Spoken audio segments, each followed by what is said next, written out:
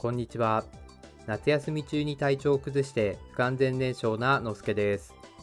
今回は何を作ったのかというと、これです。デスクミニを改造してみました。最近流行っているピラーレスケース、のすけも欲しいなと思っていたのですが、急激な円高で破産寸前、お金がありません。なので自分でピラーレスケースを作って慰めることにしました。とりあえず分解。中身は X300 と Ryzen 7 5700G の組み合わせです。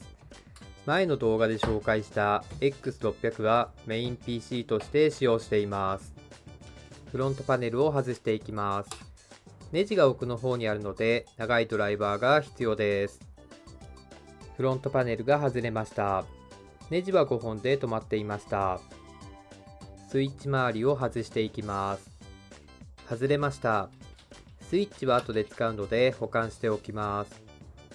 次に上下の鉄板を分解していきます。こんな感じで分解できます。デスクミニのケースはほぼ板金だけで作られているのでコストが小さそうです。切断する部分に印をつけていきます。こんな感じでフロントと右側面を切り取ります。ディスクグラインダーで切断していきます。プロクソンのミニルーターを使用しているのですが、ケースが鉄なので意外と削りにくいです。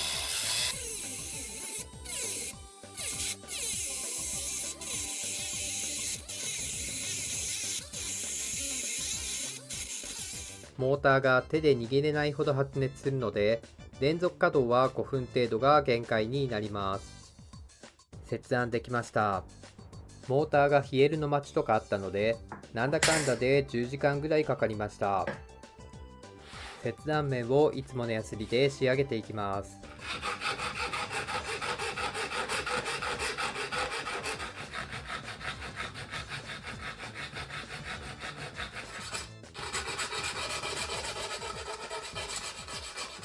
こんな感じで切断できました。グラインダーの刃が滑って傷がついてしまったので、後でタッチペンで修正しようと思います。フロント側はこんな感じになっています。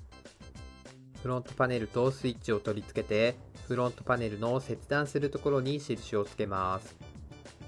フロントパネルは小さいノコギリで切断していきます。もちろんヤスリで仕上げておきます。フロントパネルはこんな感じです。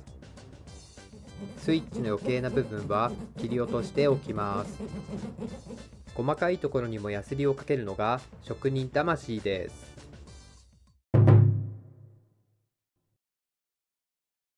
ここからが今回のメインディッシュ、アクリルパネルを加工していきます。これを買いました。アクリルパネルを曲げるやつセット、約1万円。構造が簡単なので自作もできそうなんですが、今回は時間が惜しかったので泣く泣く買いました。ちなみにアクリサンデーから発売されているこのセット、配線などは自分でつなぐ必要があります。自作ならこのぐらいできるだろうという善意が伝わってきます。配線が終わりました。温度コントロールはこの小さい箱でやるみたいです。キャストではないアクリル板は50から65% とあるのですが、メモリがありません。不良品です。考えるな、感じろということなんだと思います。アクリルの曲げ加工は簡単で、十分に温まったヒーターに曲げたい箇所の外 R となる部分を接触させます。30秒ほどで柔らかくなるので、型などを使って曲げたい角度に合わせます。今回は90度なので、机の角を型にしました。加工していないデスクミニのケースを使って CPU ファンの位置に印をつけていきます。穴あけ加工の目安にするため、パンチングされたアクリルシートを貼り付けます。ドリルで穴を開けます。穴は100個ありました。そのままだと引っかかりがあるので、面取りもしておきます。穴はこんな感じで加工できました。アクリルがケースにきちんとはまるように大きさをヤスリで微調整しておきました。スイッチをこんな感じで取り付けます。邪魔なブラケットを切ってしまったので速乾性のボンドで接着します。こんな感じでモリモリにしてスイッチを埋めました。アクリルはフロントパネルの固定に使っていたボスを利用して取り付けます。こんな感じです。マザーボードを取り付けます。ここでちょっと残念なお知らせ。隙間がありました。アクリルの取り付けの都合でこうなっています。5ミリぐらいの隙間なのですが、うまく埋める方法はないでしょうか。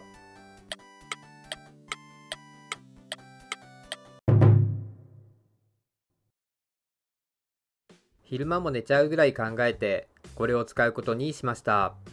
かわいい柄のマスキングテープ。かわいいはすべてを解決してくれるはずです。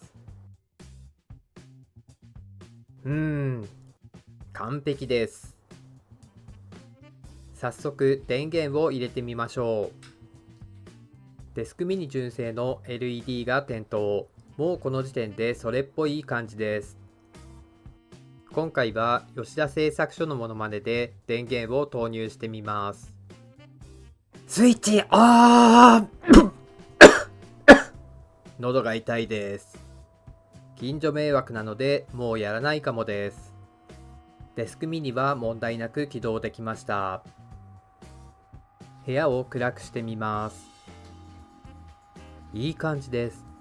もうこれアースロックさんに量産してもらいたいぐらいです。量産するときはアイデア量がちょっとだけ欲しいです。ということでデスクミニを改造してピラーレスケースを作ってみました。加工は比較的に簡単なので皆さんも挑戦してみてはいかがでしょうか。沸騰冷却 PC も水面下で動きがあるようなのでチャンネル登録して待っていてくれると嬉しいです。ではでは。